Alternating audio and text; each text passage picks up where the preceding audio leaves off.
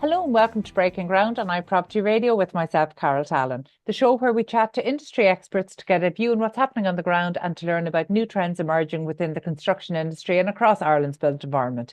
This show is brought to you in partnership with Place Engage, a data-driven platform for more successful public consultation and community engagement for your next development project. Today, I'm delighted to be joined by Sean Golden, Chief Economist and Director of Policy with the Limerick Chamber.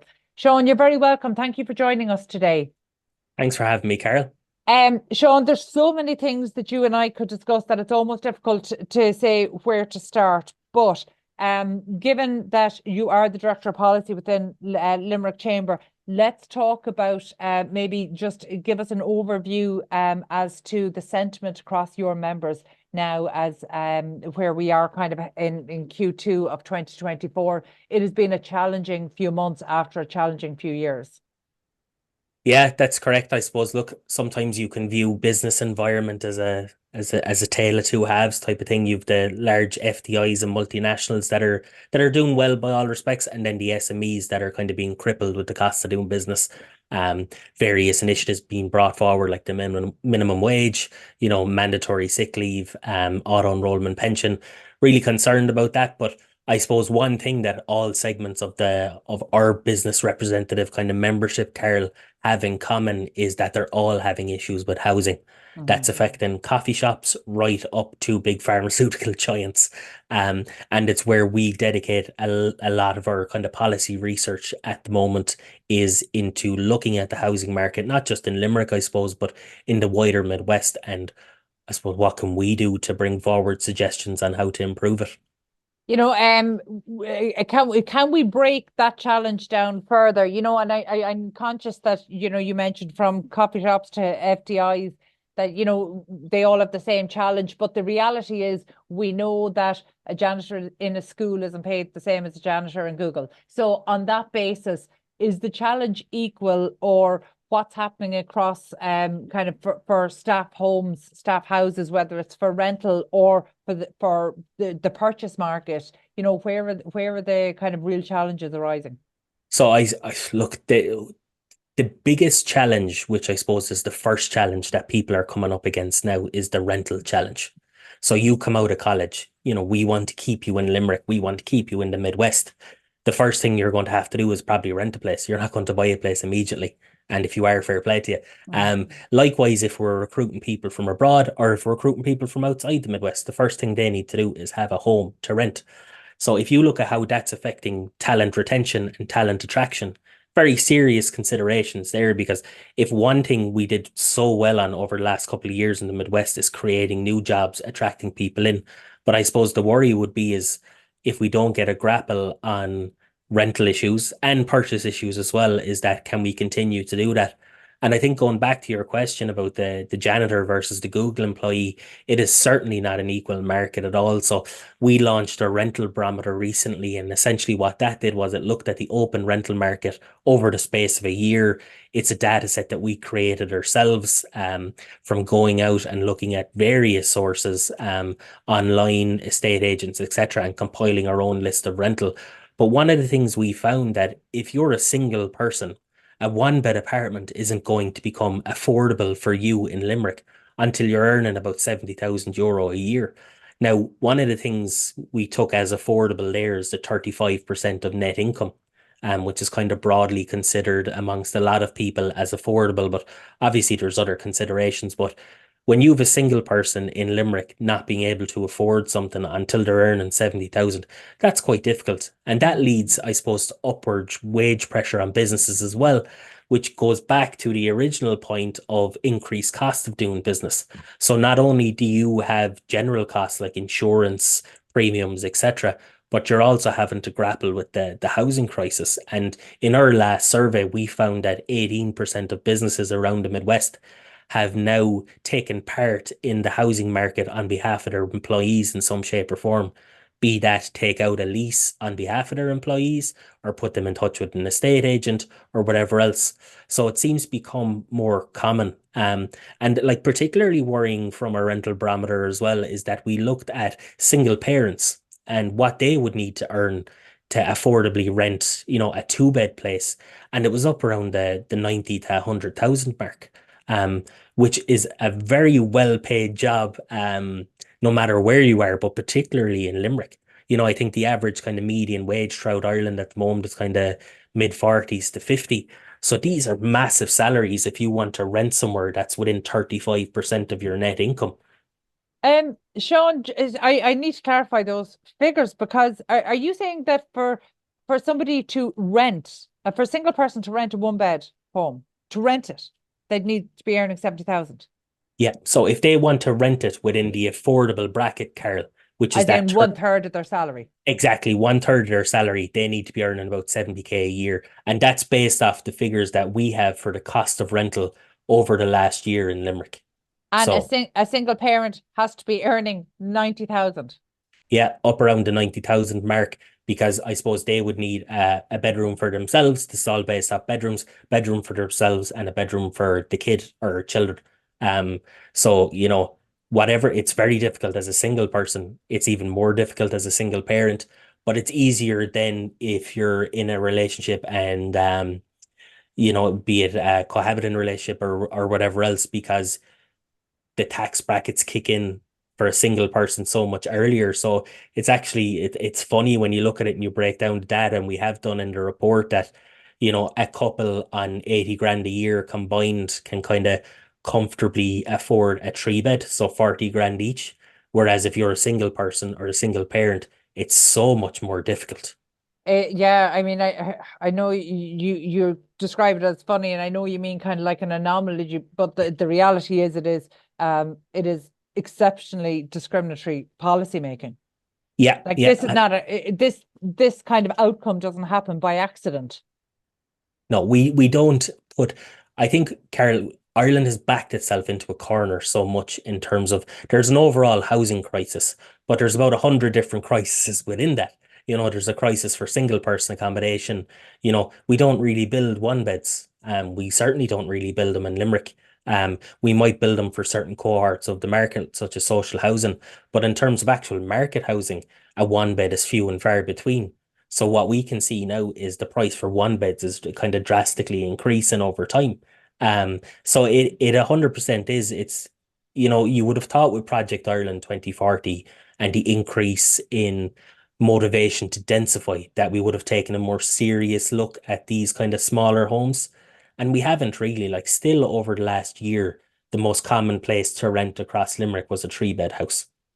Explain the kind of market dynamics at play here. Are you looking at just Limerick City and County, or are you looking at the broader region?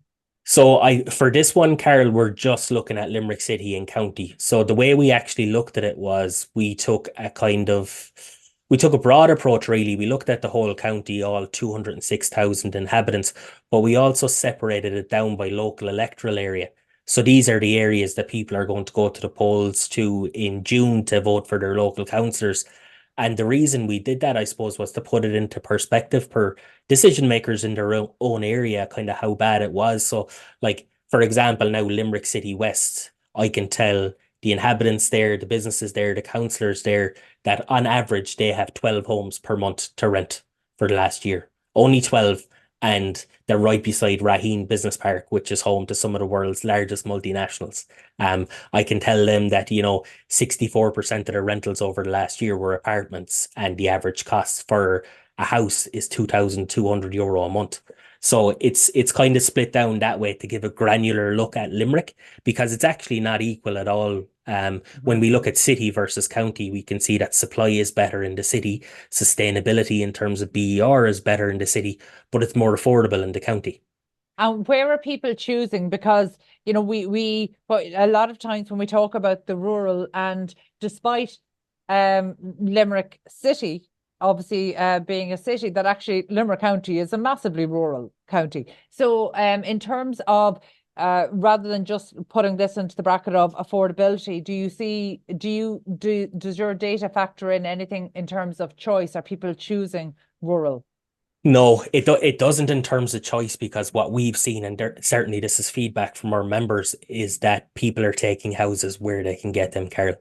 Okay. We have a number of members that have reported to us that their employees will travel down from Offaly, from Galway for work because they can't get somewhere to rent in Limerick. Okay, so then taking it that going outside of the main urban area, the reason for that might be affordability. Just before the weekend, we saw a new policy being kind of bandied about, that there is a proposal on the table. I don't know how serious it is or how far that has progressed, but in terms of government policy, that a proposal that we would essentially see tax plans to discourage new estates in remote areas, which would cover a huge amount of rural County Limerick. Yeah, absolutely. And, from obviously it was a very high level information that came out, but it's quite bizarre. I mean, we're in a supply crisis now, and you're limiting supply again, in terms of where it can be provided. We know it's more expensive to provide it on brownfield sites, but rather than, I suppose, looking at it in another way, which is how do we now put a train out to these locations? Limerick has a rail line the whole way out to Foynes that touches Adair, Patrick's Well, a couple of others. So rather than bringing it back to the principles of transport-oriented development, which is, build on these areas and make sure people can get into work, it just seems like we're banning it completely, which makes absolutely no sense at all from both a housing provision perspective, but also the social cohesion of rural Ireland. Why would you discourage that more? We want to increase these places, these vibrant places, and encourage people to live there. And if something like this goes forward and we're just encouraging everyone into the cities, it's going to cause issues as well. Like we've seen that happen in Dublin for the last couple of decades, where we've encouraged everyone into Dublin. And I don't think anybody agrees that that works. I think Limerick is a particularly interesting marketplace to look at, and it has long been thus that you have such a huge student population, but you also have very strong FDI. It's the place maybe where the IDA has had huge success. And you have a strong entrepreneurial spirit. So you have a strong SME sector, but you also have people who need to live. But by the last stats, I'm aware that actually Limerick had recorded or plays host to the area that's the highest second in terms of deprivation in Ireland. I don't know if that stat is still accurate or still relevant. But that's a huge mishmash of contradictory data. So how do you go about actually from a policy point of view, how do you go about addressing all of those very disparate needs? Well, it's funny because even though they're all quite different, their needs are pretty consistent across the board. So, like, housing is a need no matter where you are, be it a kind of deprived area or whether you're a director in a multinational or whatever. So, when we're looking to advocate for our members, we're trying to find the commonalities, Mhm. where we kind of get the most bang for our buck in terms of advocating for it. So that's kind of the stuff we're looking at. In terms of policy making, it should really be the same stuff. Like all the material that we produce, Carol, is evidence-based. It can be backed up with data, from the CSO, from data we collect ourselves. So it gives a good overall picture, I suppose, of the business environment. And every so often we'll try to stray into the other stuff to add value where we can. But I mean, even if you think of a deprived area stuff, a lot of that is within state-owned land. So we could be providing homes there for people that moved out of the area to come back into the area, or to create a more kind of diverse neighborhood, but we don't. And that's one of the biggest issues we have here in Limerick is the underutilization of state land and how long it's taking to deliver on that state land. So if we're talking about policy making to kind of, tackle all these issues in all these sectors, then we really have to kind of start holding people to account that are responsible for lifting this up. And at the moment, we're not doing a great job at that. Yeah, and obviously we're involved in placemaking across the country, and I would say Limerick is one of the worst examples of people being made promises 30 years ago that have not been delivered on today. And Yeah. um, despite we know there's work underway, but you're right, it's exceptionally slow. Is there anything we can learn from what's happened in Limerick and what continues to happen in Limerick, and how hopeful are you that some of the initiatives on the ground are going to deliver homes in the foreseeable future? Yeah, it's a good point. I think I have been hearing about the O'Connell Street project, Carol, since I was 16, I think it was in secondary school, and it was delivered when I was 32. Um, so that kind of goes from when I first heard about it to when it was actually finished. We set up the strategic development pipeline in the chamber to actually track these things. When they were first kind of promised, when they went out for tender, when planning was submitted, etc. And we have a portal that's free to use on our website now where people can go in and look at these public capital projects and actually see what's holding them up. And to be fair, most public organisations are only delighted to be included on it. It would be great to see that expanded across Ireland, because that way then you can really hold people to account in terms of provision.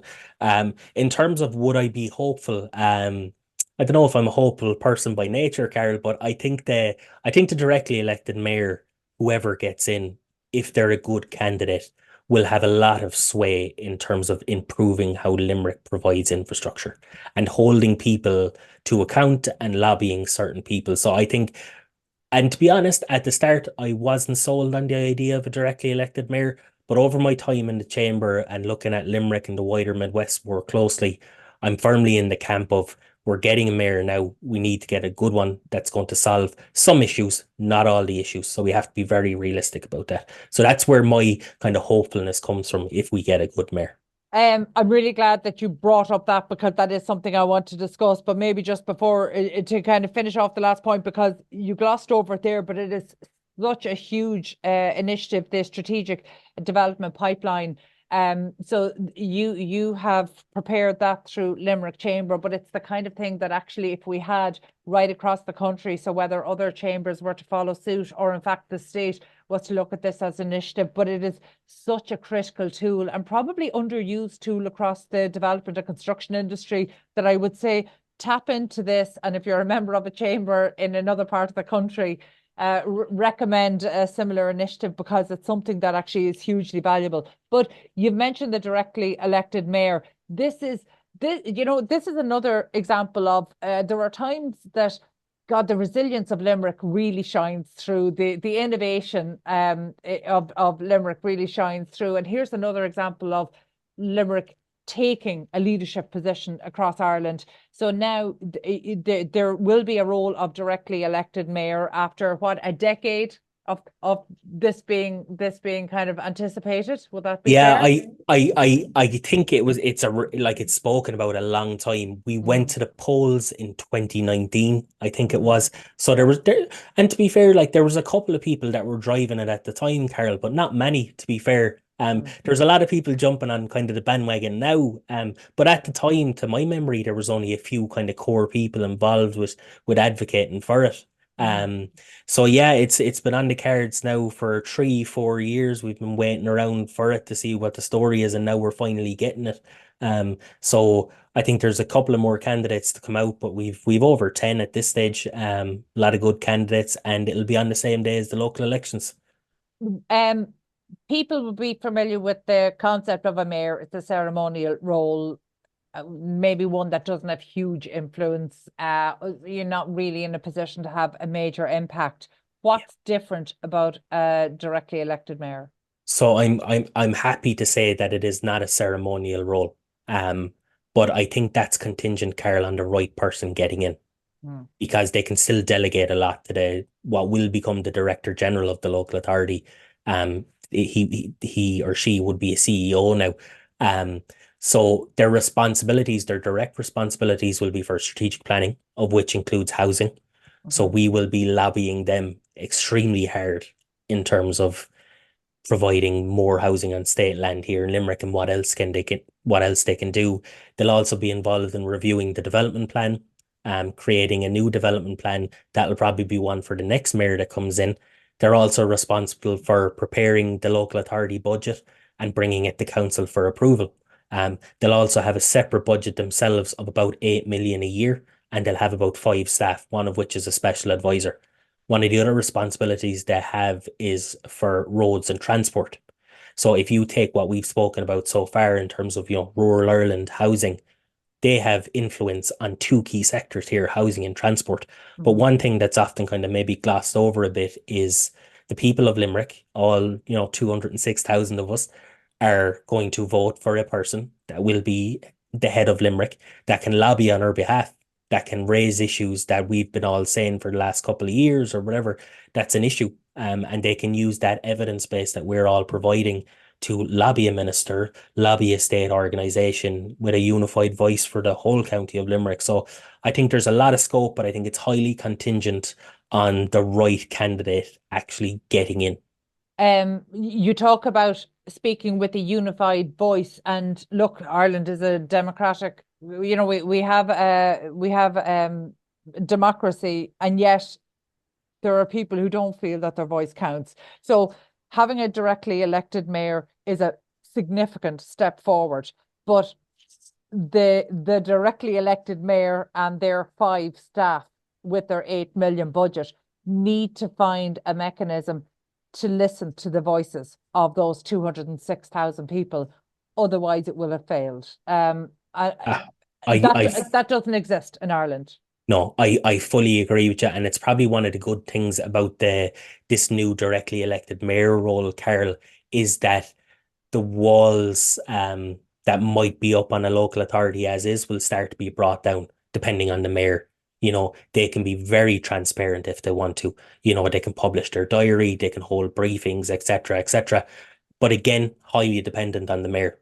Yeah, There's I, no requirement for them to do any of this. So, like, I would love to see a very transparent mayor that's going to, televise council meetings, that's going to publish their diary. You'll be already be able to look them up on the lobbying register, but that go out and actually meet people and meet communities and listen to feedback. Because I think at the moment, the consultation process is how these things work, and it can Mhm. be very prohibitive to some people. I do ours on behalf of the chamber and I liaise with our members, but that's because I'm familiar with it. I'm familiar with the policy behind it. I essentially get paid to sit down and look at it, which can be very difficult for, Mm. someone that's working 9 to 5 or someone that's retired, someone that's not great with technology. So I think a good mayor can break down a lot of these walls. And maybe we didn't vote for him or her, but in the long term, they might win us around by, going out and being transparent and bringing people in for sure. Yeah, and I like that description of the walls of local authority, and there are people within it who would want those walls not to exist as well. I truly believe that. But we also have the political influence, and I know all politics is local, and I think when you get down to these kind of decisions, you realize actually maybe it's not as local as you'd like it to be. You talk about the importance of transparency, which is important, but we need bravery as well. This cannot be a political role. It has to be a No, service role. it is, Carl. Like it's very much, what they can do for Limerick, what they can do for the people of Limerick. Also, how can we help along as well, the likes of the chamber, whoever else, other stakeholders, individuals. Um, but it's an executive function. It's not Mm, like a regular political appointment. mm, Um, so I think when we're all going to the polls and we're looking over the next 2 months at who we think suits us best, we definitely have to look at past delivery experience as well. A lot of promises are going to be made. um, we'll have to decipher whether a mayor can actually deliver on this promise within the legislation, whether they have shown in the past that they can actually do something here. So I do think that it's a requirement really to not view this as a political role, mhm. because they'll be taking over a lot of the functions of the CEO who'll become the director general, and performing those functions themselves. So it's not as if they'll be a TD that have 100, 200 staff behind them, very much there to drive their mayoral program. Um, and I think that goes far beyond kind of politics, but they'll need to interact with the local councillors as well. There's a lot of reserve functions the councillors will have, so they'll definitely need to know how to operate in the political environment as well. And win everyone to their side. It's going to be a bit difficult. I don't think it's possible to win everyone to your side. That no, genuinely, I don't. I mean, and to be honest, it almost seems like a contradiction in terms to have an executive role that will have to carry out those executive functions that can be very unpopular, and yet you need people to vote for you. That's a real contradiction. So I think this is a really interesting process for other local authorities to watch and learn from. And I think it's very brave for Limerick to take this leadership position to do it. But I don't expect it to be uneventful. I think it will be difficult. And I think it's very brave for anybody to put themselves forward as the inaugural role, Yeah. because that's going to be the test. Yeah. In terms of Limerick Chamber, will Limerick Chamber, on behalf of its members, be adopting a position in support of any particular candidate, or what's the position that Limerick Chamber will be taking? No. To give you a short answer, no, not in particular. We will be issuing our kind of priority document, Carol, which is going to focus on the directly elected mayor, the councillors, and the European elections. And then I suppose we'll be meeting candidates in relation to that and saying this is what we would like to see in Limerick, which goes far beyond just kind of advocating for businesses. To be fair, we do a lot of work in terms of advocating for the city, county, and the region. So not endorsing anyone in particular. We will definitely be putting our kind of cards on the table in terms of what type of person we see doing well in the role. But again, like, we're willing to work with everyone across party lines, independents, whoever else. At the end of the day, our job is to create a better business environment and a better, I suppose, more livable Limerick, more livable Midwest, in terms of attracting, retaining talent, retaining businesses. So willing to work with everyone, but we would have specific asks for sure. Okay. And this might be an unfair question to ask, but I'm going to ask it anyway. Are you nervous, given that we are in such a difficult situation at the moment in Ireland, not just politically, but there's a huge amount of anger. There's a huge amount of disappointment out there. We saw that through the referendum. People really made their feelings known in a way that maybe was unexpected, unanticipated by sitting government and by a huge number of people. Are you nervous? Are you nervous about what that anger could translate into? I I am nervous about certain aspects for sure. I suppose one of the unique selling points of Ireland, Carol, is our stability. Um, in terms of, we're kind of pretty neutral in terms of, what we have, in term politics wise. Another unique selling point we have is the people we produce. Mhm. We produce absolutely excellent graduates from third level education to apprenticeships, etc. So you want to create an environment where they see a future here. Mhm. My concern, I suppose, at the moment is, and from a housing and properties perspective, is that it will become expected that we have these issues. Like health at the moment, everyone knows we have issues in health. Does anybody have faith that the issues in health are going to be solved? I don't think so. And I am very worried that if that travels across into housing, that we're going to lose all our hard fought gains that we can't provide for workers, we can't provide for businesses, etc. So that's a serious concern that I have at the moment. Not necessarily worried about any instability coming into Ireland. I think, you know, it seems that every time you listen to a statement or budget or press release, everything is a priority. And when everything is a priority, nothing is a priority. The priority is to increase public transport. Fantastic. The priority is also housing, retrofitting, new housing, you know. So it's very difficult to see where the priorities actually lie. Every time you see a bit of kite flying in the newspaper about various aspects of the housing market, because we're not really increasing supply by that much, they're all cannibalizing each other. Mhm. So you have homeowners that are trying to get on the market, then you have certain departments that are coming in to buy houses for certain cohorts, and everyone's competing against each other. And that's really difficult. And it can be very tough for, I suppose, a taxpayer to kind of see that happening, that they're sitting back and they might need 70 grand to rent a place. Do Yeah. they see a future here? But we want to keep all those good people. So that's where my concern comes from. I think if the issues in health kind of coalesce across the housing and it's just expected, I think that's a very dangerous place to be. Yeah. Look, I completely agree, and that's not a Limerick problem. That's an Ireland problem, and it's we don't seem to be learning the lessons that we're seeing in other jurisdictions by not understanding public anger and by not addressing it, by not listening to the Yeah. community. So it's something that needs to turn, but it's difficult to see how that's going to happen. I suppose finally, because Limerick Chamber is doing really stellar work, not just in terms of the strategic development pipeline, but also kind of your monthly monitor and now the rental barometer. What are your expectations for Limerick City and County over the next 12 to 18 months? It's a good question, Carol.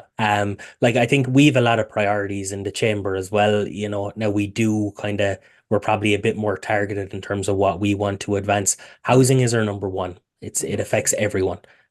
We want to see quicker action on state-owned land. We want to see better utilization of our Georgian and old stock. And actually protect our built heritage. We're not great at it. But also we're looking at the long term in terms of renewable energy. Limerick, the Midwest, has a huge part to play. So we're going to continually advocate for that as well and make sure that Limerick, the Midwest, is the epicenter of it. Because at the end of the day, nobody has a resource like we have with the Atlantic. So we want to keep that at the front of everyone's mind. It's a long-term thing. It's not going to be immediate. It'll probably be delivered long after I'm gone in the chamber, but it's important that we do that. And the other thing is transport as well, which affects everything. So my hope for the next year for Limerick is that we start to see this tide turning in terms of housing. We get a good mayor in that's willing to tackle the issues that they can actually tackle. And they're honest about the ones that they can tackle. And we start to see the tide turning a bit. I think, am I seeing the tide turning in terms of housing? Not particularly. I think if you look at completions for 23 in Limerick versus 22, we delivered about 26 more homes. It's not where we need to be. From my own analysis of looking at people that are living with their parents, etc., like we're have a gulf of about 1,800 homes per year. So it would take a lot for the tide to start turning, but I would like to see some positive indications. But I think a lot is going to change. We're going to get a directly elected mayor. We're going to get a new council. There's going to be a general election I suppose by March next year. So a lot is going to change. Where we might get a new Taoiseach in the next couple of weeks, depending on what way things go. So a lot will change, but I would hope to see some positive change. Will we see Yeah. it or not is a big question. Yeah, no, and look, that's very fair. I mean, look, one of the things that jumps out to me there is that there's definitely an opportunity for local or regional home builders there as well.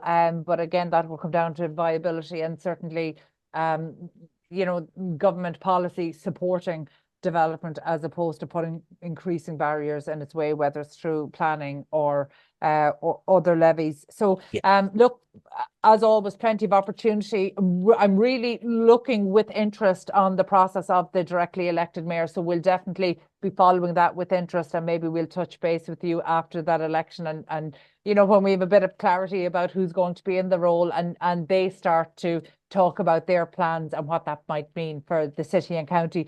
In the meantime, thank you so much for joining us and for sharing your expertise. That was Sean Golden, Chief Economist and Director of Policy with the Limerick Chamber. Our thanks to show producer Katie Tallon and to the production team at Hear Me Roar Media. Also, thanks to Place Engage for making these conversations possible. And finally, thank you indeed for tuning in. We'll catch you on the next episode of Breaking Ground. In the meantime, please be sure to check out all of the other Irish and international real estate and construction shows here on iPropertyRadio.com.